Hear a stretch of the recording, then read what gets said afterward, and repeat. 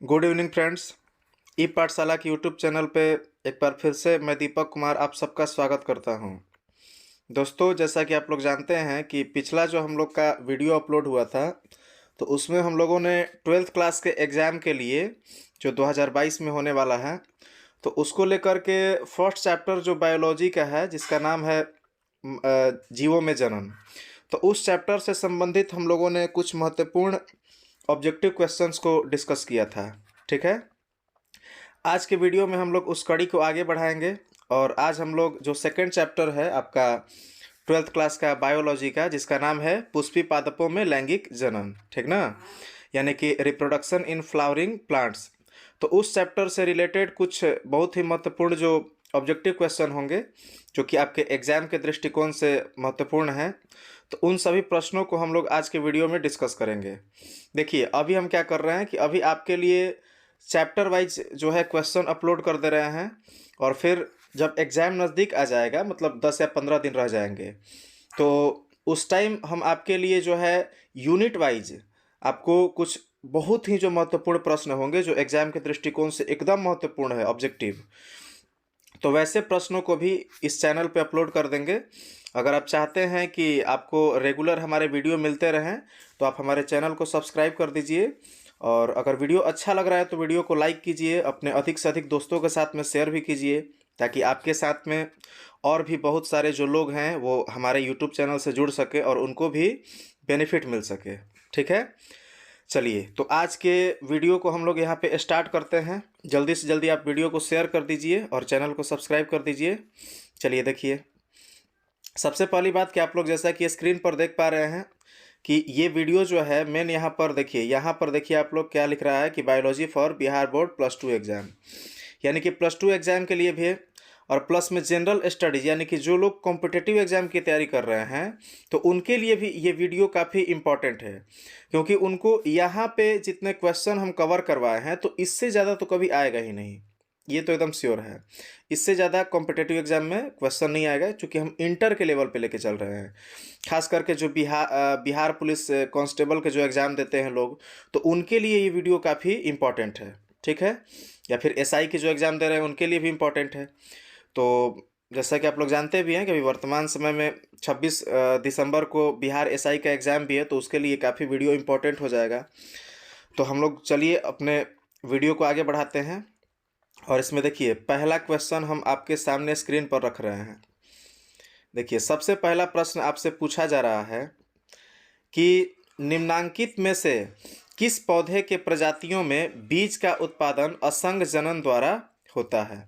ठीक है, प्रश्न आपसे क्या पूछा है कि इसमें कुछ जैसे कि पौधों की प्रजातियां दी गई हैं, स्पीसीज दी गई हैं, और पूछ रहा है कि इनमें से किस में असंग जनन के द्वारा मेन आपको प्रजनन की क्रिया होती है, बीज का उत्पादन होता है। ठीक है, तो इसमें आपको ध्यान देना है कि ऑप्शन ए जो है एस्ट्रेसिया एवं घास, ये आपका बिल्कुल सही आंसर होगा। ठीक है, चलिए, अब ये असंग जनन क्या है, ये सारा चीज़ हम आपको बता चुके हैं क्लास में।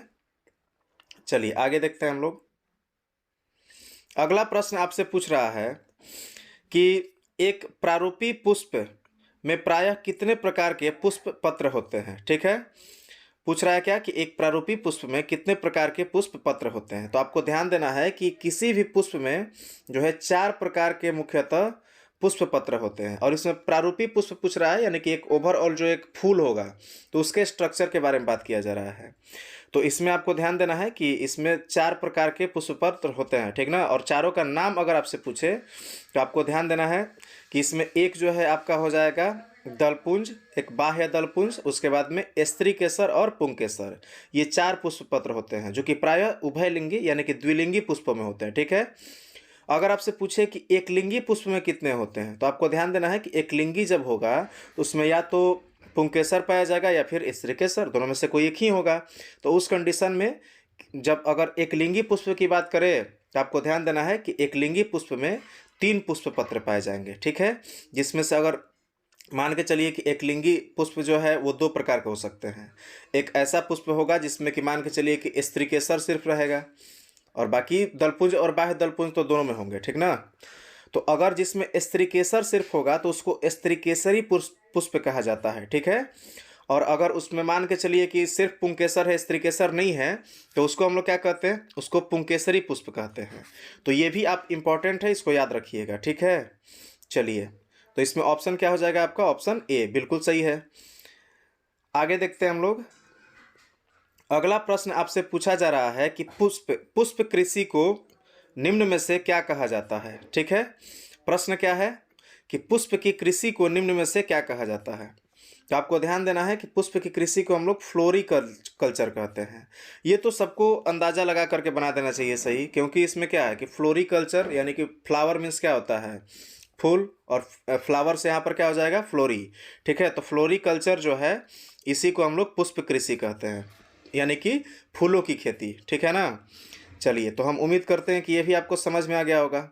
अगला प्रश्न हम लोग देखते हैं, चौथा प्रश्न। चौथा प्रश्न आपसे पूछा जा रहा है कि पुष्प के नर जनन संरचना को हम लोग क्या कहते हैं, ठीक है। तो नर जनन संरचना जो है ना बाबू, उसको हम लोग क्या कहते हैं, तो उसको हम लोग पुमंग कहते हैं, ठीक है। नर जननांग को हम लोग क्या कहते हैं, पुमंग कहते हैं। और अगर आपसे पूछे कि मादा जननांग क्या है, तो उस कंडीशन में क्या हो जाएगा आपका, जायांग हो जाएगा, ठीक है। तो आपसे प्रश्न क्या पूछा है कि पुष्प के नर जनन संरचना को क्या कहते हैं, तो इसमें क्या हो जाएगा, पुमंग, ठीक है।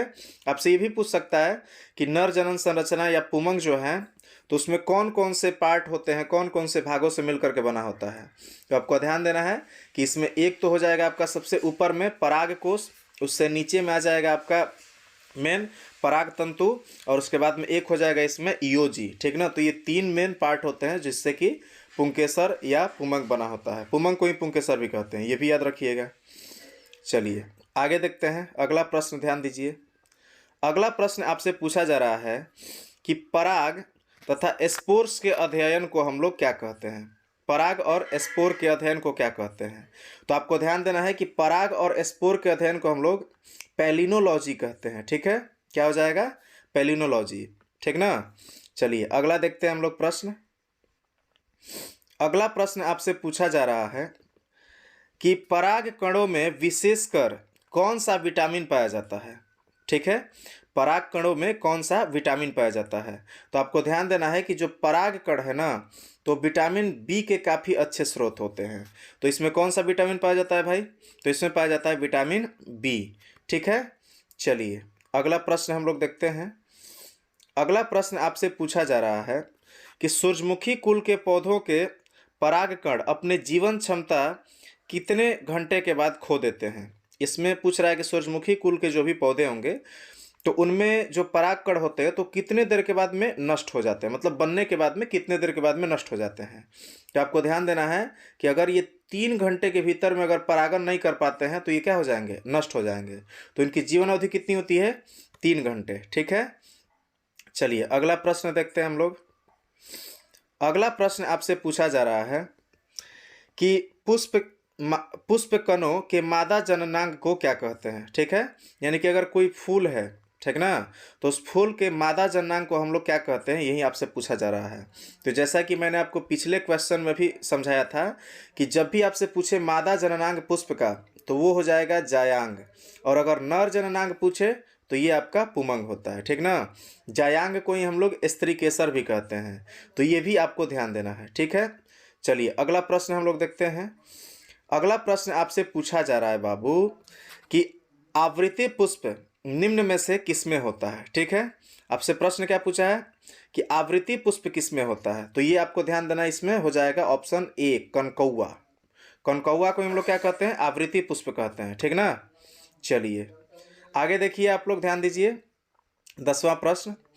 10वां प्रश्न आपसे पूछा जा रहा है कि समकाल पक्वता निम्न में से किस में पाया जाता है, ठीक है। समकाल पक्वता किस में पाया जाता है। तो आपको ध्यान देना है कि इसमें जो है आपका ये तीनों तो नहीं होंगे, तो इसमें सही आंसर क्या हो जाएगा, गुला बांस, यानी कि ऑप्शन ए बिल्कुल सही है आपका, ठीक है। अब देखिए अगला देखते हैं हम लोग। अगला कह रहा है कि हर्कोगैमस पुष्प निम्न में से कौन है। हर्कोगैमस, तो हर्कोगैमस पुष्प की अगर बात पूछे कि कौन है, तो इसमें आपको ध्यान देना है, इसमें जो मदार के पुष्प होते हैं ना, उन्हीं को हम लोग क्या कहते हैं, उनको हम लोग हर्कोगैमस कहते हैं, ठीक है। मदार पुष्प को। चलिए आगे देखते हैं हम लोग। अगला कह रहा है कि चमगादड़ द्वारा परागण कहलाता है। तो इसमें ध्यान देना है कि चमगादड़ द्वारा अगर मान के चलिए कि परागण हो रहा है तो उस प्रोसेस को हम लोग किरेप्ट्रोफिली कहते हैं। ठीक है, क्या कहते हैं? किरेप्ट्रोफिली। ठीक है, अगर जल परागण हो तो उसको हम लोग यहाँ पे हाइड्रोफिली कह देंगे। ये सारा चीज़ आपको बताया गया है। ठीक है, आगे देखते हैं हम लोग। अगला प्रश्न आपसे पूछा जा रहा है कि सेमल में किसके द्वारा परागण होता है। ठीक है, सेमल में किसके द्वारा परागण होता है? तो आपको ध्यान देना है कि सेमल जो है किरेप्ट्रोफिली का एक उदाहरण है। ठीक ना, तो इसमें आपका चमगादड़ द्वारा परागण हो जाएगा। ठीक है, ऑप्शन ए इसमें आपका बिल्कुल सही होगा। अगला प्रश्न देखते हैं। अगला प्रश्न आपसे पूछा जा रहा है कि घोंघे के द्वारा परागण कहलाता है। ठीक है, ऑप्शन इसमें प्रश्न क्या पूछा है कि घोंघे के द्वारा। तो घोंघे के द्वारा अगर परागण पूछे तो उसी को हम लोग मैलेकोफिली कहते हैं। ठीक है, घोंघे के द्वारा परागण को क्या कहते हैं? मैलेकोफिली। ठीक है, चलिए आगे हम लोग देखते हैं। अगला जो है, तो अगला आपसे प्रश्न पूछ रहा है कि इनमें से कौन नर युग्मक से संयोजन करके भ्रूणपोष बनाता है। ठीक है, क्वेश्चन क्या पूछा है आपसे कि नर युग्मक से संयोजन करके और भ्रूणपोष का निर्माण कौन करता है। तो आपको ध्यान देना है कि इसमें हो जाएगा आपका द्वितीयक केंद्रक। ठीक है, आंसर क्या होगा? द्वितीयक केंद्रक। ठीक है, चलिए आगे देखते हैं। अगला प्रश्न आपसे पूछा जा रहा है कि एंटोमोफिली पर परागण निम्न में से किसके द्वारा होता है। तो आपको ध्यान देना है कि एंटोमोफिली की अगर आपसे बात की जाएगी तो एंटोमोफिली को ही हम लोग क्या कहते हैं जी? तो उसको हम लोग कहते हैं मेन यहाँ पर कीटों के द्वारा। ठीक ना, एंटोमोफिली का मतलब क्या हो जाता है? कीटों के द्वारा। ठीक है, तो ये आपका ऑप्शन बी जो है इसमें बिल्कुल सही हो जाएगा। ठीक है, चलिए अगला प्रश्न देखते हैं, 17वां प्रश्न। और 17वां प्रश्न आपसे पूछा जा रहा है कि यहाँ पर देखिए ऑर्निथोफिली मेन हो जाएगा, ऑर्नियोफिली इसमें लिखा गया है। ठीक है, आपको यहाँ पर समझ लेना अपने से। क्या दे रहा है कि ऑर्निथोफिली पर परागण किसके द्वारा होता है। ठीक है, तो यहाँ पर ऑर्निथोफिली इसमें ऑप्शन में कुछ जो है ना आपको यहाँ पर ध्यान देना है कि ऑर्निथोफिली, हाँ ठीक है, ऑर्निथोफिली पूछ रहा है कि ऑर्निथोफिली पर परागण किसके द्वारा होता है। ठीक है, तो ऑर्निथोफिली की अगर बात करें तो इसमें आपको ध्यान देना है कि पक्षियों के द्वारा जो परागण होता है ना उसी को हम लोग क्या कहते हैं? तो उसको हम लोग कहते हैं ऑर्निथोफिली। अब देखिए मनुष्य के द्वारा तो होता नहीं है, पवन के द्वारा अगर होगा तो उसको एनिमोफिली कह देंगे, और कीट के द्वारा भी जस्ट पहले बताया एंटोमोफिली कहलाता है। ठीक ना, तो इसमें आपका ऑप्शन सी जो है बिल्कुल सही हो जाएगा। ऑर्निथोफिली का मतलब क्या हो जाता है? पक्षियों के द्वारा परागण। ठीक है, चलिए अगला प्रश्न देखते हैं। अगला प्रश्न आपसे पूछा जा रहा है कि वेलिस्नेरिया में किस प्रकार का पर परागण होता है। ठीक है, प्रश्न को समझिएगा। प्रश्न इसमें देखिए एक पुष्प दिया है पौधा और पूछ रहा है कि इसमें जो परागण की क्रिया होती है तो वो किसके द्वारा होता है। तो ध्यान देना आपको कि वेलिस्नेरिया में जल परागण होता है। ठीक है, वेलिस्नेरिया में क्या होता है? जल परागण। तो ऑप्शन ए इसमें बिल्कुल सही हो जाएगा। अगला प्रश्न देखते हैं। अगला प्रश्न आपसे पूछा जा रहा है कि एनिमोफिली परागण निम्न में से किसके द्वारा होता है। ठीक है, प्रश्न क्या पूछ रहा है कि एनिमोफिली परागण जो है किसके द्वारा होता है। तो आपको हम अभी जस्ट इससे पहले वाले प्रश्न बताए थे कि जब भी आपको पूछे कि वायु परागण, तो वायु परागण को ही क्या कहते हैं? एनिमोफिली। तो इसमें ऑप्शन ए जो है बिल्कुल सही हो जाएगा। ठीक है, बाकी आपको हम बता ही दिए कि अगर पक्षियों के द्वारा बोलेगा तो आपको हो जाएगा ऑर्निथोफिली, कीट के द्वारा बोलेगा तो एंटोमोफिली, और जल के द्वारा बोले तो आपको कहना है कि हाइड्रोफिली। ठीक है, चलिए आगे देखते हैं 20वां प्रश्न। और 20वां प्रश्न आपसे पूछा जा रहा है कि वायु परागित पुष्प सामान्यतः होते हैं। ठीक है, तो वायु परागित पुष्प, अब जब भी आपसे पूछे कि वायु परागित पुष्प, तो आपको ध्यान देना है कि जब भी कोई वायु परागित पुष्प हो जाएगा तो पहला कि वो आकर्षक तो नहीं होगा, क्योंकि देखिए आकर्षक पुष्प कौन होते हैं? जिनमें कीटों को आकर्षित करना होता है। तो कीट परागण करने वाले जो पुष्प होते हैं वो आकर्षक होते हैं। वायु परागित पुष्प जो है प्रायः छोटे आकार के होते हैं, ये ध्यान देना है आपको। और ये आकर्षक नहीं यानी कि रंगहीन होते हैं, यानी कि ऑप्शन बी और सी जो है आपका इसमें सही हो जाएगा। ऑप्शन डी आपका बिल्कुल यहाँ पे आंसर सही है। इसमें क्या दिया? बी तथा सी दोनों। ठीक ना, ऑप्शन डी आपका यहाँ पे सही आंसर होगा। ठीक है, चलिए अगला हम लोग देखते हैं। अगला प्रश्न 21, अरे 22, 21 नंबर प्रश्न जो है उसको थोड़ा सा उल्टा कर दिया गया है जी। ठीक है, तो आपको यहाँ पर थोड़ा सा समझ लेना है, ठीक ना। आपसे प्रश्न क्या पूछ रहा है कि चींटियों के द्वारा परागन को क्या कहते हैं। तो 21वां प्रश्न आपको ध्यान देना है, चींटियों के द्वारा परागन, ठीक ना। तो चींटियों के द्वारा अगर आपसे पूछे कि परागन को क्या कहते हैं, तो आपको यहाँ पर थोड़ा सा ध्यान देना है कि चींटियों के द्वारा परागन को हम लोग मर्मिकोफिली कहते हैं। क्या कहते हैं? मर्मिकोफिली। चींटियों के द्वारा परागन को क्या कहते हैं? मर्मिकोफिली, ठीक है। और थोड़ा सा वेट कीजिए, इसको थोड़ा सा एक प्रश्न पीछे छूट गया है।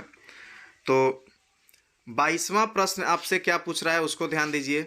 22वां प्रश्न आपसे पूछा जा रहा है कि निषेचन क्या है, ठीक है।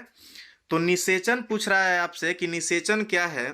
तो आपको जैसा कि पता होगा कि निषेचन किसे कहते हैं। तो जब भी कोई अंडाणु जो है या अंड कोशिका जो है जब नर न्यूक्लियस से संयोजन करता है, तो इस प्रोसेस को हम लोग क्या कहते हैं?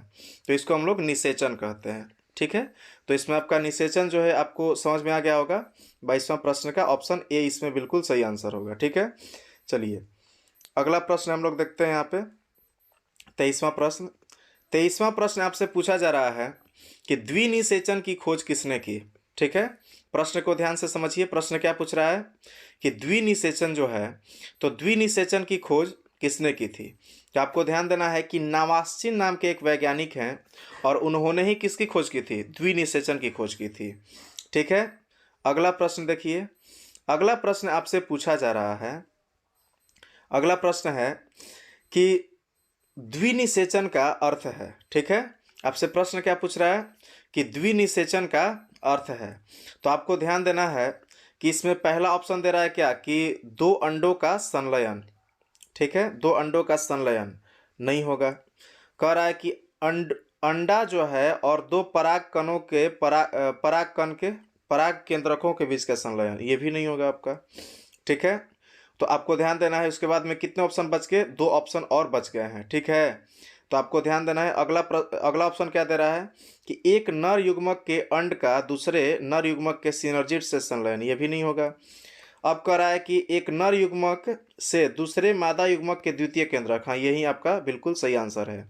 तो ऑप्शन डी जो है इसमें बिल्कुल सही हो जाएगा। एक नर युग्मक से तथा दूसरे का जो है दूसरा जो नर युग्मक है वो किससे? तो मादा युग्मक के द्वितीय केंद्रक से, ठीक ना। तो ये मेन आपका ऑप्शन डी जो है बिल्कुल सही आंसर होगा, ठीक है। अगला प्रश्न देखते हैं 25वां प्रश्न आप ध्यान से समझिए। ये क्या कह रहा है कि निषेचन के पश्चात बीजांड जो है वो परिवर्तित हो जाता है, ठीक है। प्रश्न क्या है कि निषेचन के पश्चात बीजांड किस में परिवर्तित हो जाता है। आपको ध्यान देना है कि बीजांड जो है निषेचन के बाद में बीज में परिवर्तित हो जाता है। जब विकास होता है तो विकास के क्रम में बीजांड किस में बदल जाता है? बीज में बदल जाता है, ठीक है। चलिए अगला हम लोग देखते हैं। अगला आपका प्रश्न पूछ रहा है 26वां प्रश्न कि चिरस्थायी बाह्य दल निम्न में से किस में पाया जाता है। ध्यान से समझिएगा। प्रश्न क्या है कि चिरस्थायी बाह्य दल निम्न में से किस में पाया जाता है। तो आपको ध्यान देना है कि अगर चिरस्थायी पूछे तो जैसे कि बैंगन वगैरह हो गए, तो उसमें जो बाह्य दल है वो समाप्त कभी नहीं होता है। देखिए कोई भी जो मतलब कि पुष्प है, अगर उसका बाह्य दल, ठीक ना, अगर उसका बाह्य दल निषेचन के बाद में भी अगर समाप्त नहीं हो रहा है, कभी समाप्त नहीं हो रहा है, तो उसको हम लोग क्या कहते हैं? उसको चिरस्थायी बाह्य दल कहते हैं। तो ऐसा बाह्य दल बैंगन में प्राय आप देख सकते हैं, क्योंकि बैंगन का जो नीचे वाला जो हरा भाग होता है वो क्या होता है एक्चुअली में, तो वही होता है उसका बाह्य दल, और वो कभी भी समाप्त नहीं होता है, ठीक है। तो इसमें आंसर आपका ए हो जाएगा, बैंगन, ठीक है। अगला प्रश्न देखते हैं हम लोग, ध्यान दीजिए। अगला प्रश्न आपसे पूछा जा रहा है कि युग्मनज क्या है। तो युग्मनज के बारे में आपको ध्यान देना है कि युग्मनज जो है ये द्विगुणित होते हैं। युग्मनज कैसे होते हैं? द्विगुणित होते हैं। तो ऑप्शन बी इसमें बिल्कुल सही हो जाएगा। चलिए अगला हम लोग प्रश्न देखते हैं भाई। अगला प्रश्न कह रहा है कि भ्रूणपोष क्या है। तो भ्रूणपोष जो है ना भाई, तो भ्रूणपोष जो है आपका यहाँ पे त्रिगुणित 3n हो जाते हैं, ठीक ना। भ्रूण पोष कैसे होते हैं? त्रिगुणित होते हैं। चलिए अगला प्रश्न देखते हैं। अगला प्रश्न कह रहा है कि केंद्रकीय भ्रूण पोष निम्न में से किस में पाए जाते हैं? ठीक है, ध्यान दीजिए, क्वेश्चन क्या दिया है कि केंद्रकीय भ्रूण पोष जो हैं तो वो किस में पाए जाते हैं। तो आपको ध्यान देना है कि केंद्रकीय भ्रूण पोष जो है, इसमें आपको ऑप्शन दिया है आम, नारियल, सेब और पपीता। इसमें नारियल जो है ना, तो नारियल में केंद्रकीय भ्रूण पोष पाया जाता है। ठीक है, चलिए अगला हम लोग देखते हैं। अगला प्रश्न आपसे पूछा जा रहा है कि भ्रूणपोष की सेंट्रल कोशिका है। ठीक, तीसरा प्रश्न आपसे क्या पूछ रहा है कि भ्रूणपोष की सेंट्रल यानी कि केंद्रीय कोशिका। तो भ्रूणपोष के जो केंद्रीय भाग है ना, तो केंद्रीय भाग में आपको ध्यान देना है कि इसमें पाए जाते हैं द्वितीयक केंद्रक। ठीक ना, केंद्रीय भाग में क्या पाए जाते हैं? द्वितीयक केंद्रक पाए जाते हैं। तो ये आपका ऑप्शन बी जो है इसमें बिल्कुल सही होगा। ठीक है, चलिए अगला प्रश्न देखिए। अगला प्रश्न कह रहा है कि भ्रूणपोष की उत्पत्ति किससे होती है? ठीक है, प्रश्न क्या दिया है कि भ्रूणपोष की उत्पत्ति किससे होती है। तो आपको ध्यान देना है कि भ्रूणपोष की उत्पत्ति जो है ना, तो ये जो है ये आपका मेन हो जाता है गुरु बीजाणु से। ठीक है, भ्रूणपोष की उत्पत्ति किससे होती है? गुरु बीजाणु से। ठीक है, चलिए अगला देखते हैं। अगला प्रश्न कह रहा है कि इनमें से कौन द्विगुणित है। तो अंड कोशिका इसमें ऑप्शन ए है, बिल्कुल नहीं होगा। इसके बाद में आपसे पूछा जा रहा है कि द्विगुणित पूछ रहा है ना, तो द्विगुणित में आपको ध्यान देना है कि इसमें सहायक कोशिका कह रहा है, ये भी नहीं होगा। द्वितीयक केंद्रक जो है द्विगुणित होता है। ठीक है, एंटीपोडल कोशिका भी नहीं होती है। तो ऑप्शन सी जो है इसमें बिल्कुल आपका सही हो जाएगा। ठीक है, अगला प्रश्न देखिए। अगला प्रश्न कह रहा है कि आवृत बीजी पादप में बीज के निर्माण के समय द्वितीयक केंद्रक परिवर्तित हो जाता है। तो ये चीज़ आपको ध्यान देना है कि जब भी आवृतबीजी पौधों की बात की जाएगी तो इसमें जो द्वितीयक केंद्रक हैं बीज के निर्माण के समय ये भ्रूणपोष में परिवर्तित हो जाते हैं। ठीक ना, आपको हम इसी वीडियो में समझाए कि जब भी देखिए इसमें क्या होता है कि एक नर युग्मक जो है आकर के और जब द्वितीयक केंद्रक से संलयित हो जाता है तो फिर ये एक मतलब कि त्रिगुणित संरचना बनाते हैं, 3n स्ट्रक्चर। और वहीं 3n स्ट्रक्चर क्या होता है? वो होता है आपका भ्रूणपोष। ठीक है, तो ऑप्शन बी इसका बिल्कुल सही आंसर हो जाएगा। चलिए अगला प्रश्न हम लोग देखते हैं, 34वां प्रश्न। ये आपसे पूछ रहा है कि पराग कोश भित्ति में इनमें से कौन सा नहीं पाया जाता है। प्रश्न को ध्यान से समझिएगा। कह रहा है कि पराग कोश भित्ति। ठीक है, तो पराग कोश भित्ति में पूछ रहा है कि कौन नहीं पाया जाता है। तो देखो भाई, पराग कोश भित्ति जो है ना, तो पराग कोश भित्ति में एंडोस्थिसियम भी पाया जाता है, मिडिल लैमेली भी पाए जाते हैं यानी कि मध्य परत, टैपिटम भी पाए जाते हैं। इसमें इंटेगुमेंट जो है ना ये नहीं पाए जाते हैं। ठीक है, सॉरी ये उल्टा हम कर दिए हैं जी, रह जाइए। यानी कि ई वाला नहीं पाया जाता है, ई वाला नहीं पाया जाता है, ये भी नहीं पाया जाता है। तो आंसर क्या हो जाएगा इसमें? ऑप्शन डी यानी कि इंटेगुमेंट इसमें सही आंसर हो जाएगा। ठीक है, ठीक ना, ये नहीं पाया जाता है। चलिए इंटेगुमेंट इसमें नहीं पाया जाता है। चलिए अगला प्रश्न हम लोग देखते हैं। अगला प्रश्न आपसे पूछा जाता है कि जाइगोट से भ्रूण के बनने की प्रक्रिया को हम लोग क्या कहते हैं। ठीक है, तो ध्यान से समझिएगा। क्वेश्चन क्या पूछा है कि जाइगोट से भ्रूण के बनने तक की प्रक्रिया को क्या कहते हैं। तो इसको हम लोग एम्ब्रियोजेनी कहते हैं। इस प्रक्रिया को क्या कहते हैं? एम्ब्रियोजेनी या एम्ब्रियोजेनेसिस भी कहा जा सकता है। ठीक ना, तो ये आपको यहाँ पर ध्यान देना है। एम्ब्रियोजेनी, इसको भ्रूणोद्भव भी कहा जाता है हिंदी में। ठीक है, चलिए आगे हम लोग देखते हैं। अगला प्रश्न आपसे पूछा जा रहा है कि जिन परिपक्व बीजों में भ्रूणपोष रहते हैं, जिन परिपक्व बीजों में भ्रूणपोष रहते हैं उन्हें क्या कहा जाता है। तो आपको ध्यान देना है कि ऐसे जो मतलब कि बीज होंगे जिनमें कि भ्रूणपोष पाए जाते हैं, तो वैसे बीजों को हम लोग एंडोस्पर्मिक कहते हैं। क्या कहते हैं? एंडोस्पर्मिक। और जिसमें नहीं होगा उसको नॉन एंडोस्पर्मिक कहा जाता है। ठीक है, तो ऑप्शन ए इसमें बिल्कुल सही आंसर होगा। चलिए अगला प्रश्न देखते हैं। अगला प्रश्न कह रहा है कि जब एक भ्रूण कोष में भ्रूण की संख्या एक से अधिक हो जाती है तो उस स्थिति को हम लोग क्या कहते हैं? तो देखिए इसमें ध्यान देना है कि एक से अधिक को हम लोग क्या कहते हैं? तो पॉली कहते हैं। और यहाँ पे भ्रूण की संख्या को क्या कहते हैं? तो एम्ब्रियोनी कहते हैं। तो आपको ध्यान देना है कि अगर ऐसा प्रश्न पूछे कि जब एक से अधिक भ्रूण हो जाए तो उस स्थिति में उसको हम लोग क्या कहते हैं? उसको हम लोग कहते हैं पॉली एम्ब्रियोनी। यानी कि ऑप्शन बी जो है इसमें आपका सही आंसर होगा। ठीक है, आंसर इसका क्या हो जाएगा? Poly embryony. चलिए अगला प्रश्न हम लोग देखते हैं। अगला प्रश्न आपसे पूछा जा रहा है, ध्यान से समझिएगा, कि पॉली एम्ब्रियोनी पाई जाती है। यानी कि देखिए अभी पॉली एम्ब्रियोनी बताया हम आपको कि पॉली एम्ब्रियोनी है क्या। तो अगर एक ही मतलब कि बीज जो है उसमें एक से अधिक भ्रूण पाए जा रहे हैं तो उसको हम लोग क्या कहेंगे? उसको हम लोग पॉली एम्ब्रियोनी कहते हैं। और इसमें एग्जाम्पल पूछ रहा है कि पॉली एम्ब्रियोनी के एग्जाम्पल क्या हो सकते हैं। तो आपको ध्यान देना है कि जो भी सिट्रस कुल के जो भी पौधे होते हैं, जैसे आपके नींबू हो गए, संतरा हो गए, ठीक ना, तो ये सारे जो पौधे होते हैं जो खट्टे फल होते हैं, ठीक ना, नींबू कुल के, तो उन सभी पौधों में जो है मेन आपके पॉली एम्ब्रियोनी पाए जाते हैं। तो आपसे पूछे कि इसमें उल्टा भी प्रश्न दे सकता है कि सिट्रस कुल के जो पौधे होते हैं वो होते हैं तो क्या होते हैं? वो पॉली एम्ब्रियोनी के एग्जाम्पल हैं, ठीक ना। तो इसमें ऑप्शन बी आपका सही हो जाएगा। चलिए अगला प्रश्न देखते हैं। अगला प्रश्न भाई आपसे कह रहा है कि अनिषेक जनन सामान्यतः मिलता है, ठीक है, अनिषेक जनन। तो अनिषेक जनन जो है ना, इसमें आपका ध्यान देना है कि इसमें जो मुख्य यहाँ पर जो एग्जाम्पल दिया है इसमें आप ले सकते हैं अंगूर को।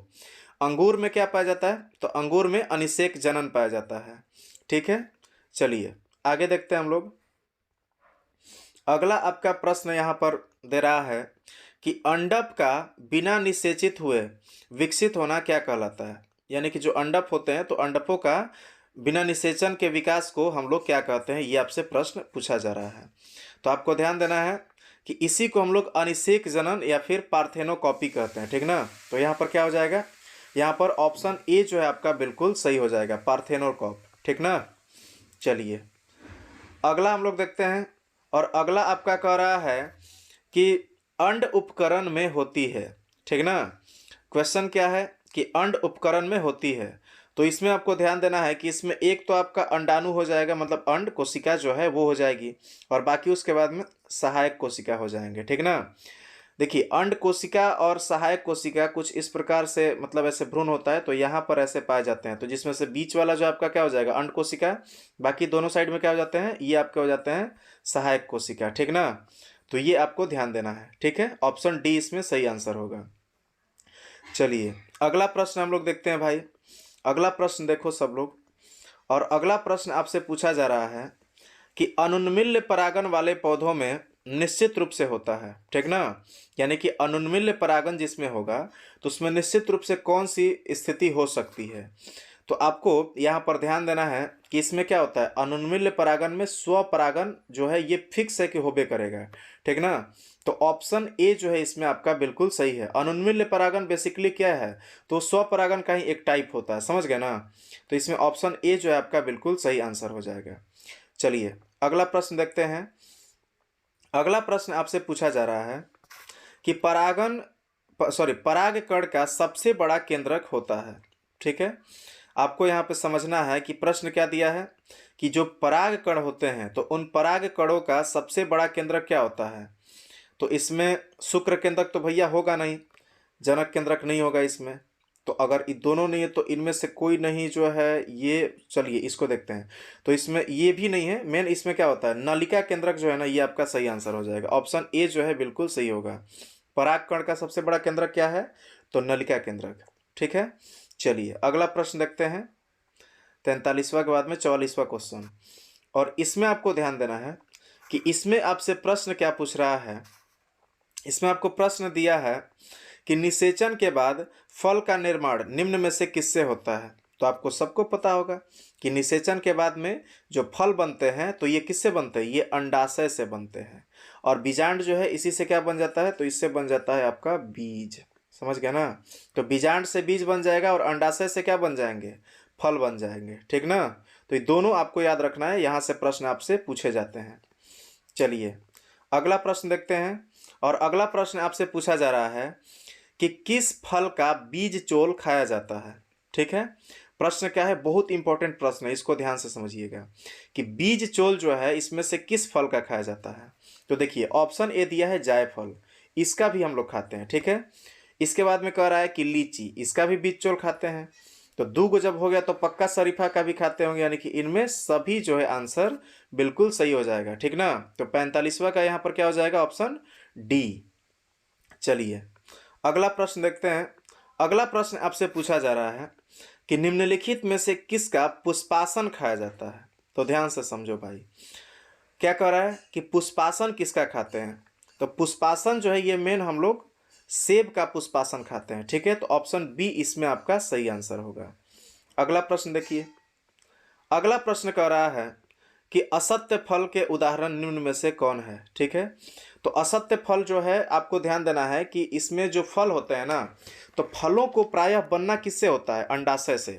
आपको जैसे हम बतेबो किए कि अंडाशय से ही मेन कौन बनते हैं, फल बनते हैं। लेकिन कुछ ऐसे हम लोग फल को यूज करते हैं, वो बेसिकली फल है नहीं लेकिन फल जैसे होते हैं, ठीक है। तो वो फल जो है वो अंडाशय से विकसित नहीं होते हैं। तो आपको ध्यान देना है कि जो भी फल जो अंडाशय से विकसित नहीं होता है, ठीक ना, यानी कि अंडाशय से जिसका विकास नहीं होता है, वैसे फल को हम लोग क्या कहते हैं, तो उसको हम लोग असत्य फल कहते हैं, ठीक ना, फॉल्स फ्रूट। और इसका सबसे बड़ा एग्जाम्पल क्या है इसमें, तो सेब। सेब क्या है एक प्रकार का, तो ये जो है ये फॉल्स फ्रूट होता है, असत्य फल होता है। इसी को हम लोग कूट फल भी कहते हैं, ठीक ना, कूट फल। तो ये भी आपको ध्यान देना है, ठीक है। चलिए अगला प्रश्न देखते हैं। और अगला प्रश्न आपसे पूछा जा रहा है कि सत्य फल का निर्माण किससे होता है। तो अभी जस्ट इससे पहले वाले प्रश्न में समझा है कि जब भी अंडाशय से फल का विकास होगा तो उसको हम लोग क्या कहेंगे, उसको हम लोग सत्य फल कहेंगे, ठीक है, ट्रू फ्रूट कहा जाता है इंग्लिश में। चलिए अगला प्रश्न देखते हैं हम लोग। और अगला प्रश्न आपसे पूछा जा रहा है बाबू कि बहुभ्रूणता सबसे ज़्यादा किसमें होती है, ठीक है। ध्यान से समझिएगा प्रश्न को। प्रश्न कह रहा है कि बहुभ्रूणता सबसे ज़्यादा किसमें होती है। तो देखिए अधिकांशतः जो बहुभ्रूणता है ना, वो जिम्नोस्पर्मी जो पौधे होते हैं, तो इनमें बहुभ्रूणता की संभावना सबसे ज़्यादा होती है, ठीक ना। तो ऑप्शन ए इसमें आपका बिल्कुल सही होगा। चलिए अगला प्रश्न देखते हैं। अगला प्रश्न कह रहा है कि निम्न में से किस में जल परागन होता है, ठीक है। तो जल परागन के लिए इसमें आपको पूछा जा रहा है, तो आपको ध्यान देना है, इसको एकदम बढ़िया से समझिएगा प्रश्न को। प्रश्न जो है ना, तो प्रश्न पूछ रहा है कि जल परागन, ठीक है। तो जल परागन की अगर बात करें तो आपको ध्यान देना है कि जल परागन मुख्य रूप से आपको यहाँ पे हाइड्रीला के पौधे में जल परागन होता है, ठीक है। किसमें होता है, हाइड्रीला में। अब मन में तो आ रहा होगा कि सर जलकुंभी में क्यों नहीं होता है, कमल में क्यों नहीं होता है। तो देखो इसमें जो पुष्प उगते हैं ना जलकुंभी और कमल में, तो ये जल के लेयर से ऊपर में उगते हैं और इसीलिए इन दोनों में जल परागन नहीं होगा, ठीक ना। इसमें जल परागन नहीं होगा, तो जल परागन वाले इसमें कौन हो जाएंगे, इसमें हाइड्रीला जो होता है पौधा, तो हाइड्रीला के पुष्प में कौन सा होता है, जल परागन होता है। बाकी कमल जो है, तो कमल में मेन हम लोग देखते हैं कि इसमें जो है आपका इसमें कीट परागन हो सकता है, पक्षी परागन हो सकता है, ठीक ना। लेकिन इसमें मेन आपका जल परागन नहीं होगा, ठीक ना।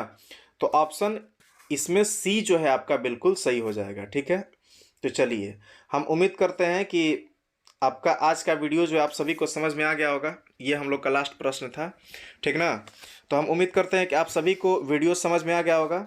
अगर आपको वीडियो अच्छा लगा हो तो आप जो है आप लाइक कीजिए, ठीक ना। अगर वीडियो अच्छा लगा हो तो आप लाइक कीजिए वीडियो को। अगर आप और भी ऐसे वीडियो चाहते हैं तो चैनल को आप सब्सक्राइब कर दीजिए, ठीक है, सब्सक्राइब कर दीजिए। और अगर आपको वीडियो में कहीं पर भी कोई दिक्कत आ रही है, मान लेते हैं कोई चीज़ समझ में नहीं आया है, तो आप जो है वीडियो में कमेंट कीजिए, ठीक है, कमेंट कीजिए, ठीक है, कमेंट कीजिए आप वीडियो में, ताकि हम आपको आपकी जो समस्याएं हैं उसको समझ सकें और फिर उसको अगले वीडियो में दूर कर सके, ठीक है।